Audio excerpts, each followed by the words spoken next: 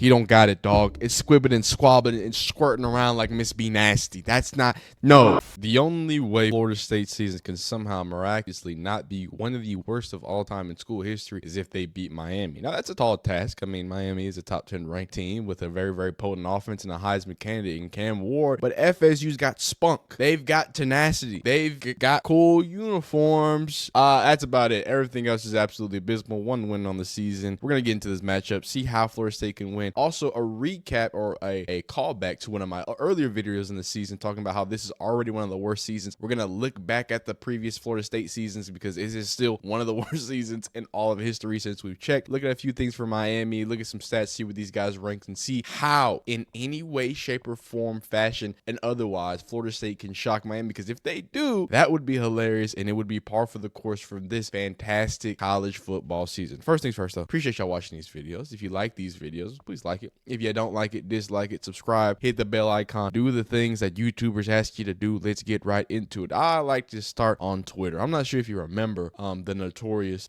glorious head coach that was on the sidelines giving out button hooks on the waffle stacks, but he was out there, and I just feel like this is a great amalgamation of what Florida State has been able to deal with. We're going to listen to a defensive lineman talk about some of the situation, as well as some Florida State fans. Miami needed cues to win the game for their next matchup later this season. Miami will be the first team in ACC history to not have played a ranked opponent in a season, and we might be debunking that myth, but that's what he says. But we're also going to be looking at strength of schedule, strength of resume to see what the numbers say there. But let's hop into these comments here and see how and why Miami is so special. Not really, other than that big hit that he had. To be a family affair, I guess. Okay. Has your dad ever tell you stories about his time in Miami? I mean, not really, other than that big hit that he had. I mean, it kind of speaks for itself. All I know is how much he hates the Hurricane, so that's it. Okay. Well, hey man, he's a Hurricane hater. That's real deal family affair stuff there. Last time, you know what I'm saying, they had them alternate unis. This is how it went. I also asked y'all how, because Miami just debuted new blackout uni, so we'll take a look at, right here. Just debuted. Me personally, I'm a sucker for a good uniform, so I asked y'all some comments. If we got time at the end of this video, we can take a peek at these, but they always do a great job there. All right, let's get into the actual stuff, man. Let's get into the actual stats. We got the actual, stat leaders. Look who is the #1 in FBS when it comes to passing yards, Mr. Cameron Ward. Is there any other Miami and or what's it called? What's the other team called? FSU teams here. We could probably go to the worst teams. If we go to full leaders and probably see them around there. And then here as well, sacks. Miami is #1 in obviously offensive leaders. That defense has been tested and tried and true in a lot of different situations, and we're going to get into that when we look at their strength and resume. But right now, their offense is extremely potent, outpacing Ole Miss, outpacing Boise State, Ashton Genty. So doing a lot of good things. Can we just? I just want to see something. Yeah, so they are the 3rd worst team in the nation. By the way, one of the only 2 teams ahead of them is a team that just got their first win in the season, and Florida State is the 3rd worst yards per game in total offense. Just wanted to give Florida State their recognition. So we talked about Florida State one video, how I think it was already top 7 or top 10 or top whatever worst seasons of all time as we looked at it. And to be honest with you, we're still only top 7. So that's great. Hey, clap it up. We were 2 weeks, 3 weeks more past that original video, right, that we made, but y'all still have only 1 loss, but not 1 loss, only 1 win, and you rank into the top 7 losses of all time. Top 7 losses of all time, and the season's not over. And you have to play a top-ranked Miami team. I don't know, dog. I don't know. I mean, look at this win percentage. If we just go by win percentage, this is the... Because, I mean, I was trying to be generous because, obviously, the 6 losses, XYZ, blah, blah, blah. You got more game to play, right? There's more. Just look at win percentage, dog. This is undoubtedly going to go down as one of the worst seasons of all time in Florida State football, unless they can pull off a victory against their rivals down there in Miami, because they are 27-20 in the, or sorry, not 27-20. They are 33-35 in this particular matchup here. So straggling a little bit behind here. 27-20 was their last matchup back in 2023. So Florida State did take care of business, but that is a completely different Florida State team than what we're talking about right now. So last 10 matchups, Florida State has had the better with 6-4. In the first matchup they lost, I guess, largest margin of victory in 9-7. These are cool. These little things are pretty cool. Regardless, get into the matchup, man. Look, I had to heavy load the history because there's not a lot of positives coming from Florida State. I gotta be honest with you. There's an 8.6 percentage of them winning. That's what the books say. Miami is getting about 21 points. This is, I believe, at Miami because they're wearing those cool, funky uniforms. Last 5 for both of these teams. Obviously hasn't been fun for Florida State. This was a very winnable game at Duke. They went against a lethargic offense out there, but they just couldn't get the job done on the offensive side. Defense actually played pretty decent in that game. Clemson, again, this was a game that Clemson probably should have dominated a little more. But they have like this is what's so frustrating about this Florida State team is that they have life, they have talent, they have things, but it's just not all together, dog. There's just not enough. It's not enough sauce in the Ross to get it done there.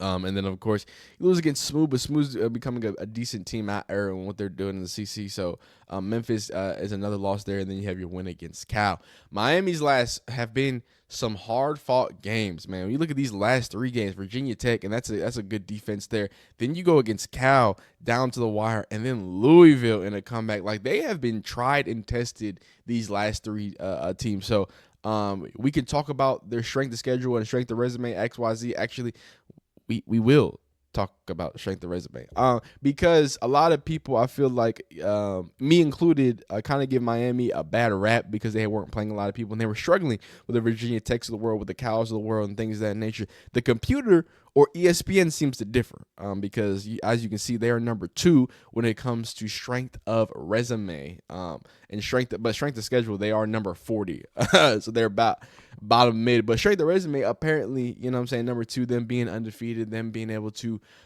outlast some really good defenses, some decent teams. So, look, man, ESPN disagrees with us. So, if y'all want to argue that Miami doesn't have a good strength of resume, I mean, here it is. Strength of schedule is terrible, though. But then again, the number 1 team in the nation has a worse strength of schedule currently right now. So, I mean, who am I to say what? Maybe Miami deserves a little bit more respect, okay? I don't know, all right? But these have been some hard-fought wins. And at the end of the day, the leading the leader in pass yards in the nation typically gets it done when he needs to get it done late at the end of the game. So let's get to some more stats here. Florida State, like we talked about, not looking great there. We have our main man, not Klubnik, but what's his name? Chromahawk. I don't even know how to say that name. He got in there. He threw some pretty balls, some beautiful balls. Actually, let's go back and look at the last time. I mean, since we're talking about Florida State, why don't we, you know what I'm saying? Why don't we look at, you know what I'm saying, some amazing catches? Because early on in the season, we were giving DJ Yuga whatever. I'm not gonna just keep disrespecting that boy's family. DJU, we saw what he did with the football. It was not phenomenal. There was nothing ecstatic about it, right? And a lot of times I was defending DJU in some instances because these receivers don't want to catch football. Right here, wide open. There ain't a soul within 5 yards of him. Just boom, right on his hand, son. Right on your hand, son. Right on those goddamn oven mitts. Right on your oven mitts. Right on your oven mitts. And what does he do? It's sales, dog. It's not there, dog. He don't got it, dog. It's squibbing and squabbing and squirting around like Miss B Nasty. That's not a good thing. That's not what you want. That's not what you want to happen. Okay? I mean, just on the grind. This one was ridiculous, dog. This was such a beautiful ball. Drops it over the top, double covered. Just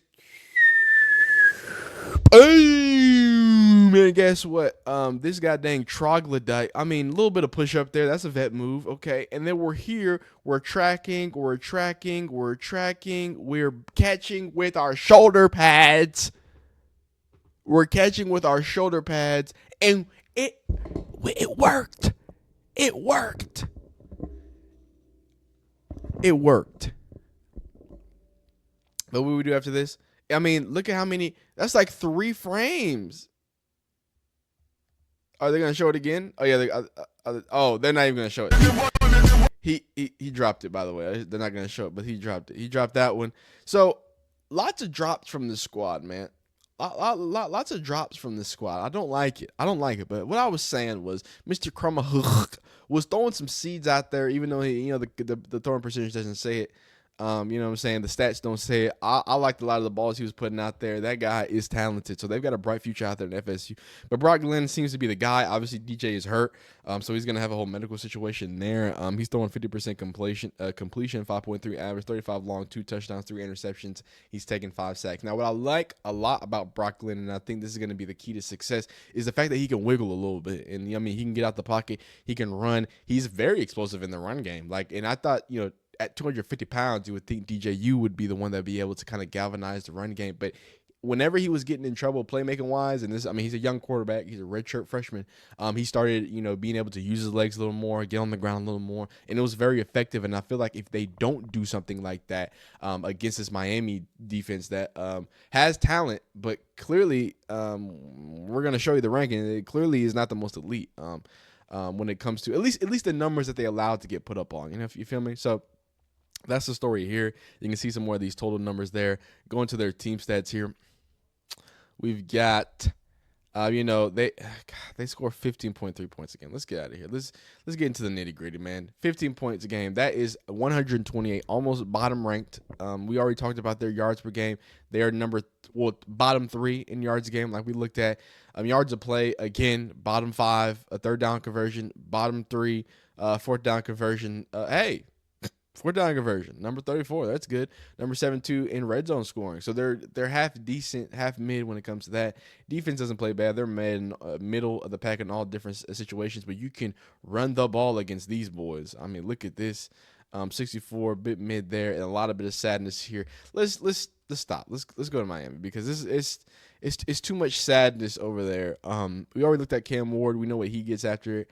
The rushing game seems to be nice and spread out. And, of course, Cam Ward can wiggle a bit himself there. But a nice two-headed backfield. And these running backs were getting big in that last game. That Louisville game, they were in late game. These are backs that can grind it out and get a win when Cam Ward needs some good yards on the ground, some first downs converted. They were making some big plays. So these are going to be the impact players. We all know what Cam Ward's going to do. I think these running backs for Miami are going to be the defining factor of how this game goes and how bad it can get when it talks about Florida State there. I'm talking about Miami's ranking just while we're here.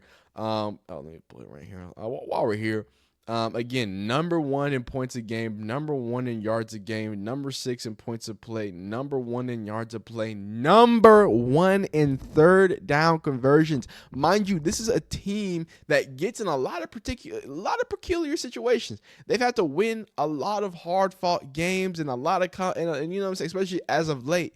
And the fact that they are the number 1 third down converting team, I think it tells the tale of why you can come back, why you can get these different types of wins. Because if you're converting at this clip for third downs, these defenses don't want to have fun with you. Number 5 and fourth downs, there you go. Number 40 in red zone scoring, though. So, top part of the mid, top 40, you know what I'm saying? Not terrible. You know what I'm saying? And then the defense, again, just middling here. Yards of play, though, good at 41. 16, top 16 when it comes to opponents' third down conversion. So while this defense does get its, a share of, criticism, on third down, they seem to be a pretty elite. And then on red zone, they seem to be decent at top 40 here, too. And then when we look at their, their defense against the rush, this is pretty elite. Opponent rushes. Oh, wait, sorry. This is the rushes per game. They're still top tier, though. They're top 40 when it comes to opponents' yards to rush. Top 15 when opponents rush yards a game. I don't know. They just give up so many points, though. Like, it's just when you look at these, it's so interesting to me that on the stats it says that, because when you look at the points they've been giving up, man. They gave up 17 to a Florida team. I mean, they didn't give up anything here, but then 34, 38, 45. Like, that is back-to-back giving up some major points. So the fact that they're still ranked the way that they're ranked, and I believe early on they were ranked very, very high, so it's really kind of deflating and coming down. But yeah, I think this defense is going to be able to had their way with. You know what I'm saying? Again, ranking in the top of the mid here when it comes to their defensive stats, and then just elite when it comes to passing stats on the offensive side, man. I mean, You can go take a peek at it. It's not looking great. The strength of resume and strength of schedule seem to be not fully in favor of Miami when it comes to strength of schedule, but definitely when it comes to strength of resume. I think this is going to be a bloodbath for Florida State, but I'm hoping they can eke out something. They're going to have to score the ball because Miami's not going to stop scoring. So if Brock Glenn can get this option game going, if he can get running, if he can find some ways to score at least 28 points, because I think that's what it's going to have to take at the bare minimum. Look at what Miami's been scoring. 41, 69, 59. Every single time Miami shows up, every time, Miami's offense shows up, no matter what. If the defense isn't showing up, they're showing up in a 45, 52 points, 39 points, 38. They're going to score upwards of 40 points. So you have to hope that you can score 28 points, and then you can get Cam Ward into some, hopefully, and this is just a prayer, some interception trouble, and then you can go from there. But it's a rivalry week. I'm hoping all my Florida State fans keep their heads up. You got a chance. You got a shot. You got the same shot as an ice ball's chance in HE double hockey state, but regardless, you got a chance, and that's all that matters, man. I hope y'all like this video. If you did, you like it. If you didn't, dislike it. Subscribe if you're enjoying college football content, man. And I will see you next time. Comment down below what you think the score is going to be. I think it's going to be 56-28. Give me Miami, and we'll see you next time.